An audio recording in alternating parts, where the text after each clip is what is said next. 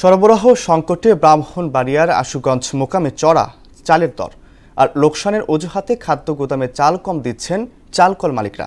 এই অবস্থায় চলতি আমন মৌসুমে ধান চাল সংগ্রহে সরকারের লক্ষ্যমাত্রা অর্জনে শঙ্কা তৈরি হয়েছে। এই অবস্থায় মিল মালিকদের বিরুদ্ধে ব্যবস্থা নেওয়ার দাবি জানিয়েছে সাধারণ মানুষ। তাসিম আহমেদের প্রতিবেদন, জানাচ্ছেন বুশরাত জাহান।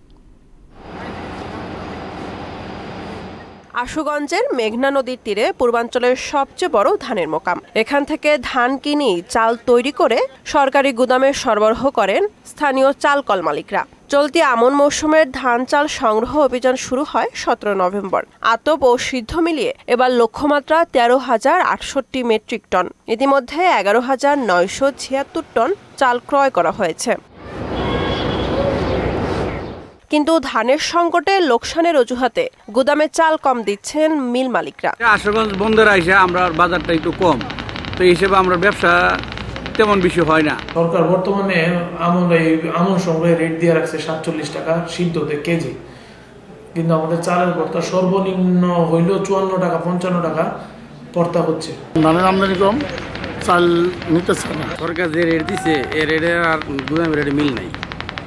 আগে সরকারের কাছে এটি দাবি, আগামীতে বরাদ্দ দিলে রেটটা বাড়ায় দেয়। বন্যায় ধানের ক্ষতি হওয়ায় সরবরাহ করা সম্ভব হচ্ছে না বললেন এই ব্যবসায়ী। দুইটা বন্যা হওয়ার পরিপ্রেক্ষিতে কৃষকের ধান তেমন উৎপাদন করতে পারে নাই। কৃষক যদি ধান উৎপাদন না করতে পারে, আমরা তো ধান ঠিক মতে পাই না।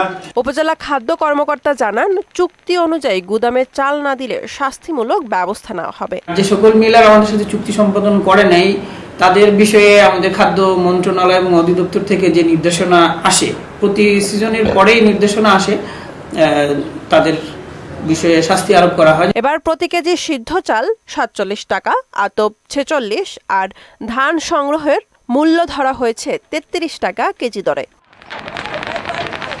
বুশরাত জাহান, মোহনা সংবাদ।